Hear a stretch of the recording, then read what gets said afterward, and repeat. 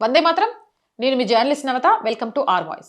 India Today ప్రముఖ anchor మరియు Mamata party Rajya Sabha సభ్యురాలు సాగరిక ఘోష్ భర్త అయిన రాజ్దీప్ సర్దేశాయ్ తమిళనాడు ఎన్నికల ఫలితాలు విజయ్ జోసెఫ్ అనే క్రిస్టియన్ ముఖ్యమంత్రిగా ఎన్నికవడంలో సెక్యులరిజం గెలుపు కీర్తిస్తూ ఈ కింద పోస్ట్ పెట్టారు. తమిళనాడు వెలుపల నివసిస్తున్న వారికి ఒక ప్రశ్న. నేటి భారతదేశంలో పూర్తి పేరు చంద్రశేఖరన్ జోసెఫ్ విజయ్ అయిన వ్యక్తిని మరేదైనా ప్రధాన రాష్ట్ర ముఖ్యమంత్రిగా స్వాగతిస్తుందా? తమిళనాడు ఈ రోజు చూపిన దాన్ని భారతదేశం రేపు చేయాలి.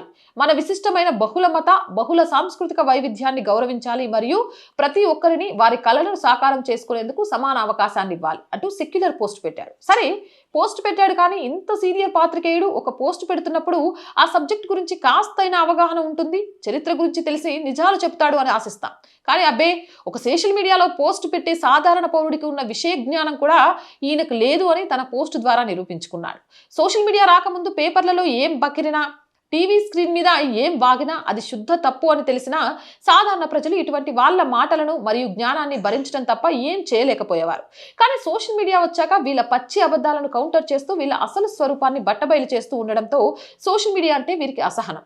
ఇక ఈయనపై పోస్టుకి ప్రముఖ ఎన్నికల విశ్లేషకులు యశ్వంత్ దేశ్ముఖ్ గారు క్రింద జవాబు పెట్టారు. తమిళనాడు ఈ రోజు చూపించిన దానిని మిగతా భారతదేశం దశాబ్దాలుగా చేస్తూనే ఉంది. హిందూ మెజారిటీ రాష్ట్రాలైన రాజస్థాన్, బీహార్, అస్సాం, మహారాష్ట్ర, చివరికి మణిపూర్లో కూడా ముస్లిం ముఖ్యమంత్రులు గతంలో ఉండేవారు.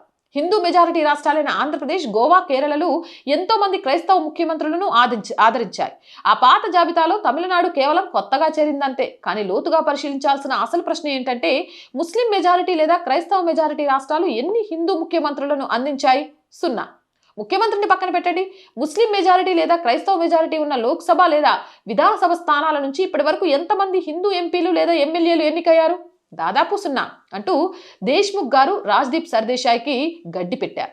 ఈ దేశంలో సెక్యులరిజం కాపాడే బాధ్యత అంతా ఒక హిందువులదే.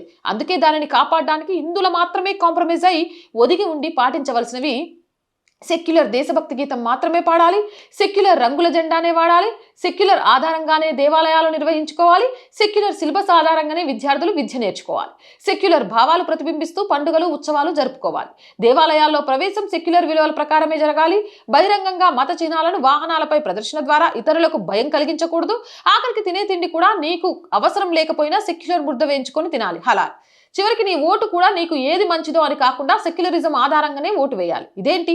కేవలం మెజారిటీ మతస్థులు అయిన హిందువుల నుండే ఇవన్నీ ఆశిస్తున్నారు, మిగతా వారికి ఆ బాధ్యతలు లేవా అని నా వంటి ఏ హిందువో ప్రశ్నించాడనుకోండి, వాడికి ఎర్రగా కాల్చి మతతత్వవాది అని ఒక ముద్ర వేస్తారు హిందూ సెక్యులర్ మేధావులు.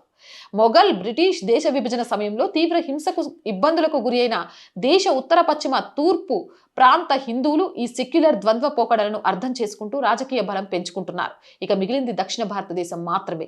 స్వతంత్రం రాగానే అందరూ ప్రజలను కలిపి ఉంచే చట్టాలు చేయడానికి బదులు మతం, కులం, ప్రాంతం ఆధారంగా విభజించే చట్టాలు చేసుకుంటూ వస్తున్నారు. 2 సభల్లో బీజేపీకి మెజారిటీ వచ్చాక అయినా దేశమంతా ఒకే ప్రజం ఒకే చట్టం అమలు జరుగుతుందని ఆశిద్దాం. జై హింద్, జై భారత్. అండ్ రోజు చెప్తుందేనండి, R group of channels, R voice, R political, R Sanskriti, 3 మన ఛానల్సే.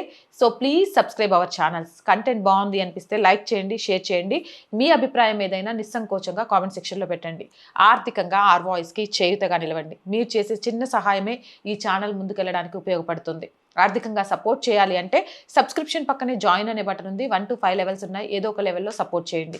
లేదా స్క్రీన్ మీద గూగుల్ పే, ఫోన్పేతో పాటు అకౌంట్ డీటెయిల్స్ ఉన్నాయి. మీకు తోచిన సహాయాన్ని అందించండి. వ్యాపార ప్రకటనల కోసం 8328500576 నెంబర్ని సంప్రదించండి. జై హింద్, జై భారత్.